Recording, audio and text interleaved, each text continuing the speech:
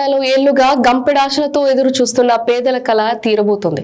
కాంగ్రెస్ ప్రభుత్వం కొత్త రేషన్ కార్డులు జారీ ప్రక్రియను శ్రీకారం చుట్టేందుకు రెడీ అయింది. గత ఏడాది డిసెంబర్ 28 నుంచి కొత్త రేషన్ కార్డుల కోసం దరఖాస్తులు స్వీకరించింది. దీంతో పాటు ఇప్పటికే ఉన్న రేషన్ కార్డులలో మార్పులు, చేర్పులు, తప్పులు సరిచేయడం వంటి అంశాలకు కూడా దరఖాస్తులు స్వీకరించారు. దారిద్ర్య రేఖను దిగువన ఉన్న అర్హులైన వారిని గ్రామ సభలోనే గుర్తించి కొత్త రేషన్ కార్డుదారులకు ఎంపిక చేయాలని ప్రభుత్వం భావిస్తోంది. గత ప్రభుత్వ హయాంలో 6 ఏళ్లుగా ఒక్క కొత్త రేషన్ కార్డు జారీ కాలేదు.